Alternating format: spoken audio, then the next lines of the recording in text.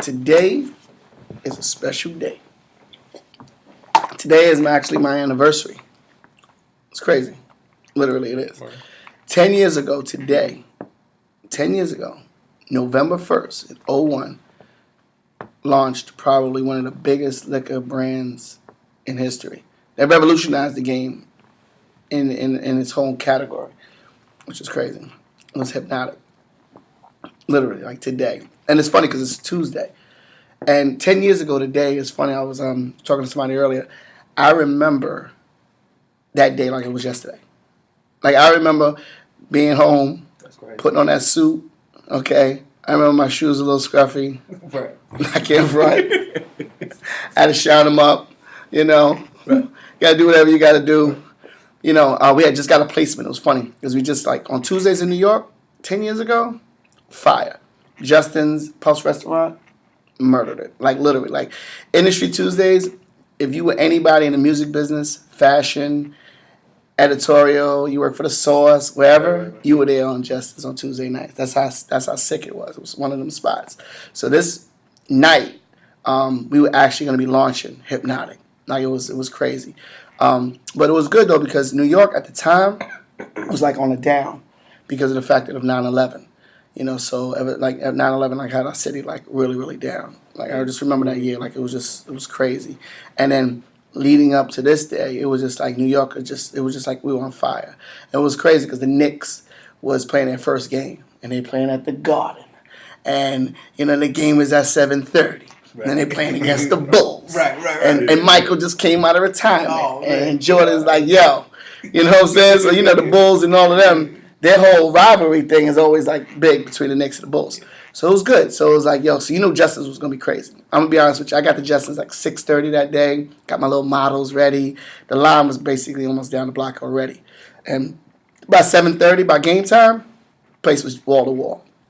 Crazy. Right. I remember our signature drink that night. We was doing we had just got on the menus. Justin's menu. It was the Biggie. It was the Biggie Hypnotize. So he was like, "Ooh, we got a drink menu, we got a drink feature." Right. It was Hypnotic, Malibu, and pineapple. And that was like the big drink of the night. So I had my little models walking around. You remember little sampling cups and, you know, the little thing. And they walking around and happy. And, so I remember sitting like by the bar. And I remember the models keep coming over saying, you know, everybody's liking this. Everybody's liking this. I was like, okay, good. Just keep pushing it out. Keep pushing it out, you know. So, but it was a good night. I remember like all my friends was there. Like, you know, he had some family members because, you know, he was nervous. And just in case it was like only 8 people showed up that day, hopefully, you know. But you know, it was a good night. It was probably like about 200 people in Justice, pretty much. But so after the game, we had to leave a little early. A lot of the Knicks players was going to Justice to eat, but we had to leave because in Tuesdays back then, the hot spot was Cheetah. Like, forget all the clubs what they talking about now. Club Cheetah on any given night was crazy. So we was going to do a promotion over there, and I remember the manager was like, yeah, you know, well, we'll see. You know, I bought a couple of cases of it. We'll see how it moves tonight. I was like, okay, no problem, please, you know. He was like, okay, and I'm having girls when you first walk in and sampling right there. He let me do everything, which was good. So I remember about like 11:30, 12, the club's starting to get packed, and, you know, here come the ballers is coming in, and the real ballers is coming in, and the other street ballers is coming in. Everybody's coming in. It's like a good night. I remember I went up to the DJ and I was like trying to get him to, you know, yo, can you shout me out? And it was actually SNS. I remember. It was like the first time I get to meet SNS. You know, he was a young guy. First time. A lot slimmer, too. You know, SNS. You know, just kidding. Sorry, S. But seriously, so he was like, yeah, you know, whatever this is, but keep a bottle by my DJ booth. And I was like, yeah, whatever. I rock. Let's do it. So I remember during the night it was good. So all of a sudden, like the Knicks come in. I remember I was like Trell Sprewell, Clarence Weatherspoon, and Howard Isley. I remember. And they get their little table, and they up in the VIP area. And I remember the waitress comes over, and she goes, guess what? Yo, I guess they tasted it over there at Justice, but Latrell Sprewell just bought the first bottle. I was like, what? He bought a bottle? She's like, yeah. I was like, oh, okay, good. I'm walk over there with you. So I walk over there. I shook his hand, got to meet them. You know, I was like, listen, anything you need, I'm going to send another bottle over there to you. So I gave them another bottle, which was good. So, you know, kind of put them up on it. So every night was crazy. I mean, it was getting shout outs to the Knicks and the models. And it was just New York was just like, it was a crazy vibe. then it was the most interesting part of the story was the next time, or one of my models come over to me and goes, "Hey, some guy over there just bought another bottle." I said, "Oh, who is he?" He said, "Oh, he's some rapper. He just came out." I said, "Yeah, he's pretty known, but he got some record on the radio." I said, "Well, who is he?" She said, "I don't know." But anyway, he bought another bottle. I'm like, "Somebody bought another bottle? I got to meet him." Yeah. So I walk over there, you know what I'm saying? The kid's sitting there, he's just all chill. I remember his manager stepped over and said, "Yo, my man right here, you know, he liked that, you know what I'm saying? Yo, you think we can get another one?" I said, "Yeah, no problem." I gave him my little business card, you know, yo, my beeping number, whatever. No, actually, I was funny. But actually, it's funny. I had my SkyTel, my two-way pager. I was like, two-way pager. And it was easy because remember that two-way pager, you could beam. Yeah. So I remember I took his number down, and I walked away. I was like, "Oh," I came out and said, "Yo, by the way, what's the rapper's name?" And he was like, "Oh, Fabulous." I was like, "Oh. Fabulous. Right. Cool name. All right. I'll see y'all later." But so that was crazy. That's 10 years ago. That's crazy. That's 10 years ago. Like literally, like I hit Fab earlier and told him like, yo, the story. He remembers it like it was yesterday too. It's like that's 10 years. That's crazy. Literally, and you probably wonder like, all right, so where's the big break? With the brand was basically, I think the biggest break was when we just started getting moving in New York, and then people started recognizing. But it really didn't move yet until I went back to that rapper that I met at the Cheetah Club and met with him the next day and was at the studio with them. And next thing you know, they're going to be doing a video. I'm like, "A video?" I said, "Oh, can we get in the video?" And he was like, "Yeah." The manager was like, "Yeah, you got to give us this." He was like, "I think we can get that." Right, so, you know what I'm saying? So I remember shooting our first video, and it was Fab, Jagged Edge, and Puff. And the song was Trade It All for the Barbershop soundtrack. Yeah. After that video, and Fab had it in the video, you got a bottle of the Hypnotic? There you go, bro. Yeah. Yeah, right here. This is it, right here. Fab had the bottle like this in the video. Crazy. Yeah, I remember we came back. I remember Raphael, the owner, was like, "I'm getting hits from Delaware. I'm getting hits from Jersey.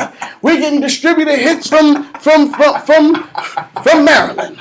We're getting distributed hits from Georgia. It's gonna be crazy." I was like, "Yeah, I told you." Literally, like I told you. Right. But yeah, 10 years ago, I was looking at this like this, reminiscing today, like, yo, 10 years ago, the Incredible Hulk was started. That's what's crazy, right? Look at that. Two biggest drinks. Incredible Hulk, Thug Passion. Thug Passion was out before it. We came over and took Alizé right out. We killed them. He was like, "Oh, move. You done."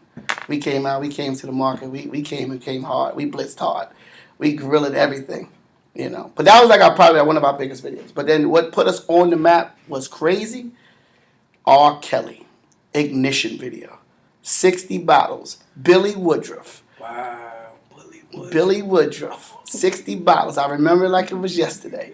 All across the wall. Just watching that scene. Then the phone call comes again. "We got distributors in LA. We got distributors in Vegas. We got distributors in Oklahoma." It was like, it was crazy. It was nationally now. It's like, what?